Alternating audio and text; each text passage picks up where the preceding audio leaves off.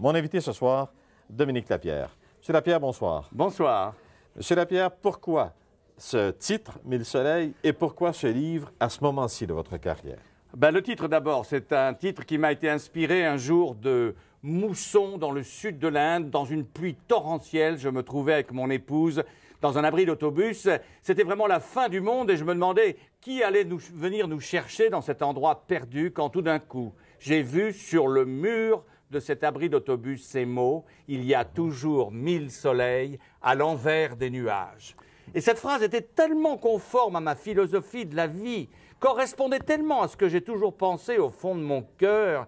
Oui, il y a toujours 1000 soleils à l'envers des nuages. Oui, on peut toujours triompher de toutes les adversités, que quand j'ai voulu raconter, pour partager avec mes lecteurs, les grandes rencontres de mon existence, celles qui avaient littéralement fasciné ma vie, nourri mes ambitions, parfois suscité mes révoltes, je savais que j'appellerais mon livre « 1000 soleils ». Mais donc, ces 1000 soleils, qui sont-ils, ces 1000 soleils? Ce sont les gens extraordinaires que j'ai pu rencontrer.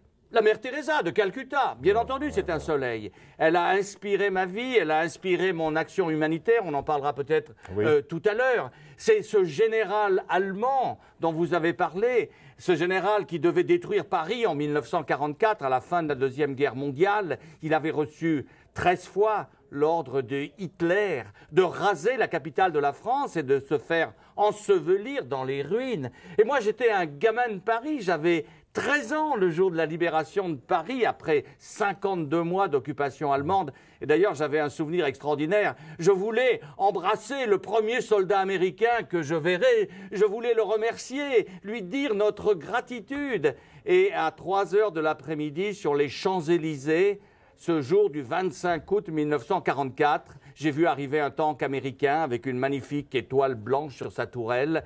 Il en est descendu un géant maculé de graisse et de poussière et je me suis précipité vers lui. Puis tout d'un coup, en courant, je me suis dit « Mais qu'est-ce que je vais lui dire? Je ne sais pas l'anglais. » On nous avait obligés, nous autres petits lycéens français, à apprendre l'allemand. Et finalement, quand je suis arrivé au pied de cet Américain, je me suis quand même souvenu que je connaissais au moins 2 mots dans la langue de Shakespeare. Je lui ai crié « corned beef !» Et cet homme a éclaté de rire, il est remonté sur son char et il en est ressorti avec une magnifique boîte de corned beef qu'il m'a offert. Et M. Lapierre, même après toutes ces années, vous le dites encore très à la française, ce corned beef. Corned beef. Et vous savez, c'était une question, une phrase qui était tellement symbolique des temps que nous vivions. On disait en ce dernier été d'occupation allemande que toute la ration de viande des pauvres Parisiens pouvait être enveloppée tout entière dans un ticket de métro, à condition que ce ticket n'ait pas été poinçonné. Écoutez, mais est-ce que ce livre, Mille soleils, c'est une sorte de testament pour vous? Parce que c'est comme si vous aviez voulu faire un ménage dans vos souvenirs. Vous savez, à un moment donné, quand soit qu'on change de lieu ou quelque sorte, et on retrouve des vieux souvenirs. Est-ce que c'est ça, ce livre? Non, j'ai surtout voulu partager ce qui ont été mes grands coups de cœur, mes grandes joies avec les lecteurs. Je ne pouvais pas garder certaines histoires pour moi tout seul. Et c'est pour ça que j'ai écrit 1000 soleils. Et bon, nous parlions du général allemand, mais imaginez que cet homme qui n'a pas détruit Paris fut encore vivant 20 ans après ces événements et que j'ai pu un jour le rencontrer dans un petit condominium à Baden-Baden. Il ressemblait à un paisible retraité des postes avec sa bedaine. On n'imaginerait jamais un général nazi. Et je voulais savoir pourquoi cet homme n'avait pas détruit Paris. Quel avait été le miracle qui l'avait inspiré? J'avais retrouvé chez une de ses secrétaires une facture pour un manteau d'hiver qu'il avait acheté en plein été sur les Champs-Élysées. Je me souvenais que cet été-là avait été torride et je me demandais pourquoi cet Allemand était sorti de son quartier général pour acheter un manteau d'hiver civil. C'était très important parce que ça me permettait d'expliquer sa mentalité. Alors je lui ai posé la question. Il m'a regardé, il s'est renfrogné, il m'a dit « Nein, nein, nein, c'est pas vrai !» Donc il a nié avoir acheté. Et à ce moment-là, M. Maisonneuve, sa femme s'est levée Elle est sortie de la pièce et elle est revenue quelques minutes plus tard avec un vieux manteau tout élimé sur le bras. À l'intérieur, il y avait une griffe.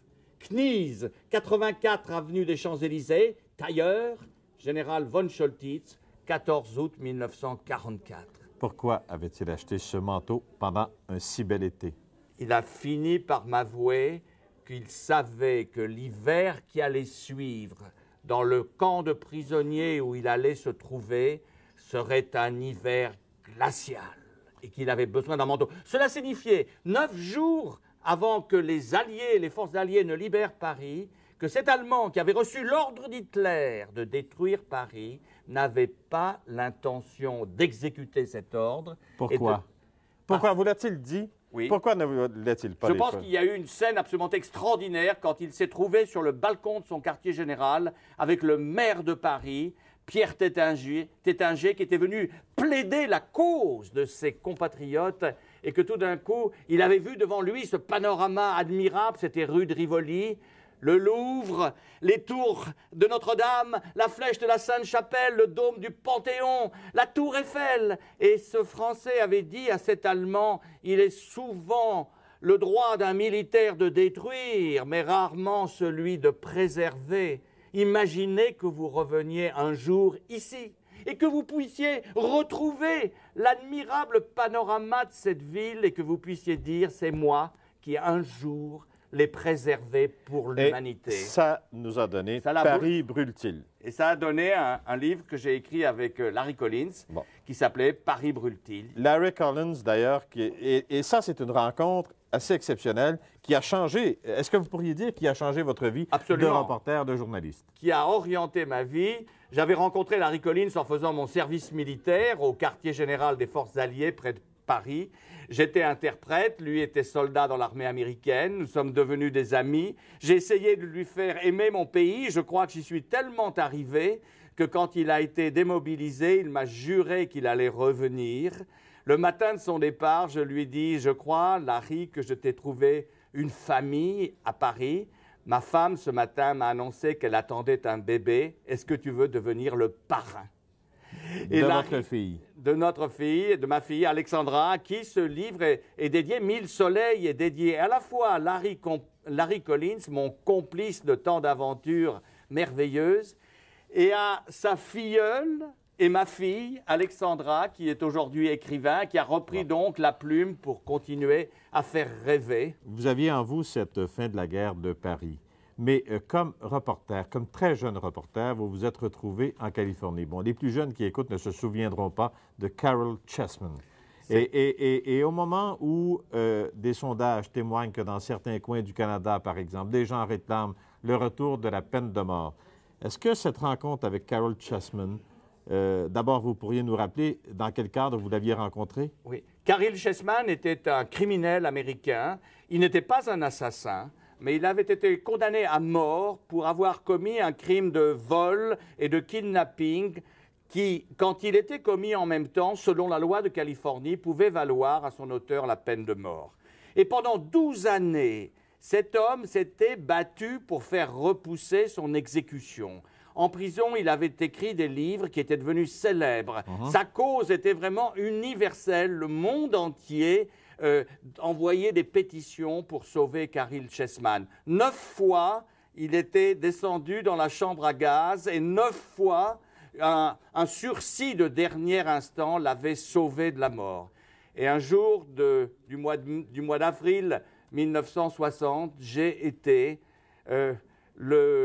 je pourrais dire, l'homme qui a reçu le testament de ce criminel dans son couloir de la mort. Il m'a reçu, moi, jeune journaliste français. J'avais 24 ans. Il ne voulait pas recevoir de journalistes américains. Non, parce que la presse américaine avait été très dure à son égard, avait été d'ailleurs très coupable de sa condamnation à mort par des articles incendiaires contre lui. Et il a reçu ce journaliste français. J'avais apporté 100 000 pétitions de mon journal que j'ai donné au gouverneur de l'État de Californie. Et pendant 9 rencontres, dans le couloir même de la mort, à quelques pas de la chambre à gaz, je me suis entretenu avec cet homme et ça a été l'un des reportages les plus bouleversants que j'ai pu faire dans ma vie. En tout cas, c'était pour moi le reportage le plus traumatique que je pouvais réaliser au début de ma carrière, et je raconte dans quelles circonstances dans 1000 soleils. Oui. Chessman a fini par être exécuté le 1er mai. Le dernier sursis est arrivé trop tard. Est arrivé trop tard, quelques secondes trop tard. La secrétaire du juge qui voulait donner ce sursis s'est trompée dans le numéro de téléphone du pénitencier de Saint-Quentin, et le coup de téléphone annonçant ce sursis est arrivé 1 minute après que les première boule de cyanure soit tombée dans l'acide sulfurique au-dessous de son siège. Gardez-vous toujours cette... Vous aviez conservé, vous aviez développé une opposition à la peine de mort. Est-ce qu'encore aujourd'hui, absolument, vous maintenez, malgré l'essor de la criminalité, malgré le trafic de drogue, malgré tous les ravages que ça peut faire, vous maintenez quand même votre opposition à la peine de mort? Farouchement, parce que je crois que l'un des grands enseignements de Chessman, ça a été que jamais un criminel qui s'apprête à commettre un délit ou un crime ne pense qu'il sera condamné à mort. Donc, ce n'est pas une dissuasion. Dans tous les pays où la peine de mort a été abolie, le nombre de crimes de sang n'a pas augmenté. Cela prouve que la peine de mort n'est pas une arme dissuasive. Je crois que des sociétés modernes, des sociétés humaines, civilisés doivent trouver des moyens de châtier leurs criminels sans recourir à cette horrible loi du talion, qui est une loterie, comme vous le savez, parce que selon les endroits où vous êtes jugé, cette peine de mort sera appliquée ou non, selon que vous êtes blanc ou noir, selon que vous êtes riche ou pauvre, que vous pouvez vous offrir, comme M. O.J. Simpson, des avocats qui coûtent des millions de dollars. C'est une telle loterie que je pense que c'est une façon abominable de châtier des hommes, même s'ils sont coupables. On fait une courte pause et vous allez nous parler de votre rencontre avec Mère Teresa et même parfois de vos petits problèmes avec Mère Teresa. De retour dans un instant. Maisonneuve à l'écoute ce soir de l'auteur de 1000 soleils, Dominique Lapierre. Alors, Dominique Lapierre, parlez-nous de Mère Teresa. Est-ce qu'elle a changé votre vie? C'est sûr, quand j'ai écrit ce livre sur l'indépendance de l'Inde qui s'appelle « Cette nuit, la liberté » et que j'ai pu passer 2 années merveilleuses en Inde, j'ai voulu, avec mon épouse, montrer ma gratitude envers ce peuple indien qui nous avait si bien reçus. Je voulais faire quelque chose pour les enfants lépreux. Alors un jour, avec une partie de mes droits d'auteur, je suis parti à Calcutta et à 5h30 du matin, je suis allé assister à la messe du symbole universel de la charité, la Mère Teresa de Calcutta, à qui j'ai demandé si elle connaissait une institution qui aurait besoin d'argent et qui s'occupe d'enfants lépreux. Et elle m'a présenté un Anglais extraordinaire, un homme qui était autrefois marchand de chemises et de cravates et qui un jour s'était arrêté à Calcutta, qui avait été si bouleversé par la pauvreté qu'il avait trouvée qu'en rentrant chez lui, il avait vendu tous ses biens. Il était retourné à Calcutta, la Mère Teresa lui avait prêté une vieille camionnette et il avait commencé à ramasser des enfants lépreux qu'il avait soignés, vêtis, nourris, instruits. Et quand je l'ai rencontré, il n'avait plus d'argent. Alors, quand j'ai pu voir cette lumière du monde, je lui ai donné l'argent que j'avais apporté. Surtout, je lui ai fait une promesse extravagante. Je lui ai dit, vous ne fermerez jamais votre foyer d'enfants lépreux. Et ça a été le début d'un engagement humanitaire que la Mère Teresa avait donc suscité pour ma femme et moi. C'était il y a 17 ans. Bon, mais ça, cette nuit, la liberté, ça, c'était pour l'histoire de l'indépendance de l'Inde. Raconter l'indépendance de l'Inde. L'indépendance de l'Inde qui vous avait mis en contact, entre autres, avec Lord Mountbatten. Oui. Un homme au destin tragique, d'ailleurs. Lord Mountbatten était le dernier vice-roi des Indes. Oui. C'était un personnage extraordinaire à qui une Angleterre socialiste et frileuse avait chargé de briser les liens de la couronne de son arrière-grand-mère avec le joyau de cette couronne. On avait demandé à Mountbatten de donner l'indépendance à l'Empire britannique des Indes, 400 millions d'hommes qui étaient gouvernés par les Anglais. Et Mountbatten s'était acquitté de cette tâche avec un sens politique extraordinaire. Il avait négocié avec les leaders indiens et en particulier ce petit Mahatma à demi-nuque, ce Gandhi qui toute sa vie avait conduit son peuple à l'indépendance sans jamais faire tirer un fusil, en ne parlant que d'amour, de non-violence. Mountbatten et Gandhi, c'était physiquement deux extrêmes, deux contradictions ou presque. Absolument, 2 contradictions totales. D'un côté, un chef de guerre qui toute sa vie avait perfectionné des armes de destruction. D'un autre, un homme qui avait prêché l'amour, la tolérance, la non-violence. Et pourtant, ces deux hommes se sont extraordinairement entendus. Il y a une espèce de coup de foudre entre les deux, ce qui a permis à l'Angleterre de s'extirper du guêpier indien sans qu'une seule vie britannique ne soit perdue. Ce que les Français n'avaient pas fait en Algérie. Ce que les Français n'ont pas su faire en Indochine, en Algérie et dans d'autres colonies. Quel dommage que nous n'ayons pas eu un Mountbatten. Vous avez rencontré Mère Teresa. Vous avez écrit également La Cité de la Joie, parce que là, vous vous êtes impliqué encore plus en Inde, en quelque sorte. Alors oui, un jour, j'ai visité un bidonville de Calcutta où les premiers enfants lépreux avaient été ramassés pour être soignés. Et cet endroit portait le nom vraiment paradoxal de Cité de la Joie pour un quartier où 75 000 personnes sont tassées sur à peine une superficie de 2 terrains de football, où l'espérance de vie ne dépassait pas 35 ans, où le taux de chômage était de 90%, où il n'y avait qu'une seule fontaine d'eau potable pour 4 000 personnes. Et pourtant, et c'est ça qui est extraordinaire, j'ai rencontré dans ce quartier plus d'amour, plus de joie, plus de capacité de partager, de foi, d'espérance, plus de cérémonies quotidiennes que je n'en verrai jamais dans le riche Occident. J'ai rencontré un jour un tireur de pousse-pousse qui s'appelle Assaripal, dont j'ai fait l'un des héros de mon livre La Cité de la Joie. Je vous ai apporté, si vous me permettez, sa voix. Sa voix, c'est ce grelot. Ce petit grelot que les tireurs de pousse-pousse de Calcutta, ils sont 100 000, tapent le long des brancards pour signaler leur présence dans ce trafic complètement fou de cette ville. C'est leur klaxon. C'est leur klaxon. Mais pour moi, vous savez, ce grelot a une signification particulière. Je voyage presque toujours avec ce grelot dans ma poche. Et quand je me promène sur les Champs-Élysées de Paris, sur la 5e avenue de New York, à Montréal, sur l'avenue Sherbrooke, j'entends au fond de ma poche la voix des hommes chevaux de Calcutta. Et quand je croise des gens avec leur téléphone cellulaire à l'oreille, leur attaché-caisse à la main gauche, qui ont l'air préoccupés, sombres, tendus, pressés, moi j'entends au fond de ma poche cette voix d'hommes qui n'ont rien et pourtant qui ont l'air de tout avoir, puisqu'ils ont gardé leur capacité de sourire, de partager, d'aimer, qu'ils sont des modèles de dignité.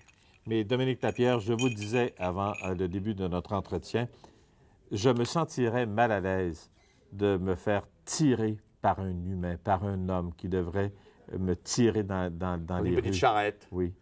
Vous avez tout à fait raison et ce sentiment vous honore et c'est un sentiment que j'ai eu, que nous avons tous face à cette chose. Mais il faut aussi vous dire qu'en vous laissant tirer par cet homme, vous lui donnez à manger, vous permettez à toute une famille de vivre un jour de plus et vous lui permettez cela dans des conditions de dignité qui sont pour lui acceptables. Bien sûr, vous pourriez lui donner le montant de la course sans vous faire tirer, mais à ce moment-là, vous auriez fait un geste de charité qui aurait, dans quelque sorte, pour cet homme, qui lui aurait fait perdre sa dignité, alors que là, en travaillant à pied, en vous tirant, vous lui avez permis de gagner sa vie honnêtement. Diriez-vous à ce moment-là, c'est l'autre façon de voir l'Inde, de voir ce tiers-monde? Ce n'est pas l'autre façon, mais c'est une façon de s'adapter à des circonstances exceptionnelles. J'ai depuis donc 17 ans, aujourd'hui, toute une action humanitaire en Inde, avec mon épouse, avec les droits d'auteur de la Cité de la Joie, avec maintenant les droits d'auteur de 1000 soleils, pour aider des gens à se prendre en charge. Mais ce ne sont jamais des tâches uniquement charitables, ce sont toujours des façons d'aider des gens à devenir autonomes. Mais vous savez qu'on a dit de Mère Teresa, elle nourrit peut-être une personne en lui donnant un poisson, elle ne lui apprend pas à manger. C'est une goutte d'eau. Ce que vous faites vous-même avec soit le dispensaire mobile, parce que je pense que c'est une partie de votre justement de l'Inde. Dispensaire mobile. Est-ce que ce n'est pas une goutte d'eau qui ne règle rien aux problèmes fondamentaux? Bien sûr, c'est une goutte d'eau dans l'océan des besoins. Nous en avons conscience. Mais comme disait aussi la Mère Teresa, L'océan est fait de gouttes d'eau. Et une goutte d'eau, plus une autre goutte d'eau, plus une autre goutte d'eau, ça fait finalement un océan.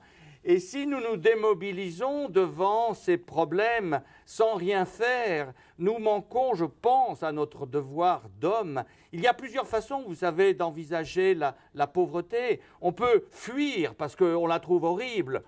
On peut la regarder sans rien faire. Et puis on peut agir. Bon, moi, j'ai modestement choisi d'être dans la troisième catégorie. Naturellement, la mère Teresa était un exemple. Elle avait choisi, elle aussi, d'agir. Et c'est vrai qu'on pouvait lui reprocher, des gens lui reprochaient, moi je lui ai reproché de ne pas s'attaquer aux causes de ces injustices, aux causes de cette pauvreté, d'en soigner en fait les effets. Mais quand elle était en face d'un lépreux qui était en train de mourir, elle n'avait pas le temps de s'attaquer aux causes de cette lèpre ou de ce malheur. Elle aidait cet homme en lui apportant un peu d'amour à l'instant de sa mort et c'était quelque chose de superbe. Mère Teresa et vous, ça n'a pas toujours été au beau fixe. Elle vous a reproché, ou elle a voulu vous retirer l'autorisation d'un film que vous aviez écrit.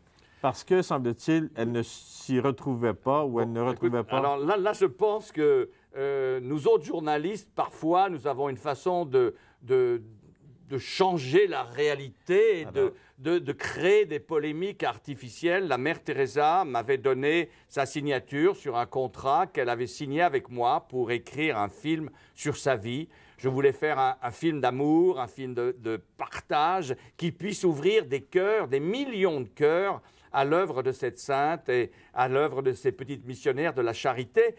Et puis, je lui ai donné mon scénario qu'elle a lu. Elle m'a demandé quelques corrections que j'ai faites et puis elle m'a écrit une lettre magnifique en disant pour l'œuvre de Dieu, faites ce film.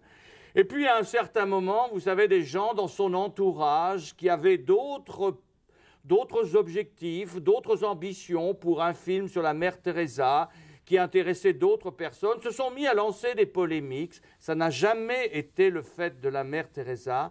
Je regrette qu'elle n'ait pas vu ce film. Son personnage est joué par Geraldine Chaplin, qui est absolument superbe. Ça a dû prendre beaucoup de maquillage. Pas tellement, vous seriez surpris. J'espère qu'on va le voir bientôt au Canada, à la télévision. Au bout de 5 minutes, vous vous diriez que c'est une réincarnation de la mère Teresa. Geraldine Chaplin fait passer ce message d'amour d'une façon absolument superbe et je pense que ce film fera plus pour faire connaître l'œuvre de Mère Teresa que tous les documentaires réunis, car vous savez, malheureusement, vous êtes un homme de télévision, que les grandes chaînes de télévision ne programment jamais des documentaires à ce qu'on appelle le prime time, à 8 h du soir. Il faut toujours des films avec des acteurs et c'est ce que j'ai voulu faire moi-même.